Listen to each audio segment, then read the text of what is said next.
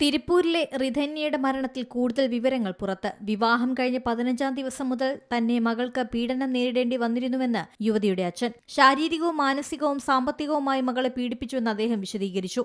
300 പവൻ സ്വർണം കൊണ്ടുവന്നില്ല എന്ന് പറഞ്ഞായിരുന്നു ഉപദ്രവമെന്നും അദ്ദേഹം പറഞ്ഞു. ഭർത്താവിന്റെയും ഭർത്തൃവീട്ടുകാരുടെയും പീഡനം വിശദീകരിച്ചുള്ള സന്ദേശം അച്ഛൻ അയച്ചു നൽകിയാണ് റിധന്യ ജീവനൊടുക്കിയത്. റിധന്യയും കവിൻകുമാറും തമ്മിലുള്ള വിവാഹം ഏപ്രിലായിരുന്നു. 200 പവൻ സ്വർണവും 70 ലക്ഷം രൂപയുടെ വോൾവോ കാറുമാണ് സ്ത്രീധനമായി നൽകിയത്. 500 പവൻ സ്വർണമാണ് കവിന്റെ കുടുംബം റിധന്യയുടെ പിതാവിനോട് ആവശ്യപ്പെട്ടതെന്നാണ് ബന്ധുക്കൾ പറയുന്നത്. വിവാഹം കഴിഞ്ഞ് 2.5 മാസത്തിനു ശേഷമാണ് 27 വയസ്സുകാരി റിധന്യയെ കാറിനുള്ളിൽ മരിച്ച നിലയിൽ കണ്ടെത്തിയത്. വിഷം കഴിച്ച് ജീവനൊടുക്കുകയായിരുന്നു. പീഡനം വിവരിക്കുന്ന 7 ഓഡിയോ സന്ദേശങ്ങൾ മരിക്കും മുൻപ് റിധന്യ അച്ഛൻ അയച്ചു.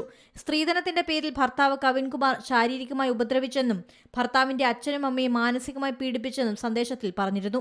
താനുമായുള്ള കവിന്റെ വിവാഹം സ്ത്രീധനം കിട്ടാനുള്ള പദ്ധതി മാത്രമായിരുന്നുവെന്നും റിധന്യ സന്ദേശത്തിൽ പറയുന്നു. ജൂൺ 28-ന് തിരുപ്പൂരിലെ അവിനാശിയിൽ നിന്ന് ഏകദേശം 12 കിലോമീറ്റർ അകലെ സേവൂരിനടുത്തുള്ള ചെട്ടിപ്പൂത്തൂരിൽ നിർത്തിയിട്ട കാറിലാണ് റിധന്യയെ മരിച്ച നിലയിൽ കണ്ടെത്തിയത്. കവിനെയും മാതാപിതാക്കളെയും സംഭവത്തിൽ അറസ്റ്റ് ചെയ്തു.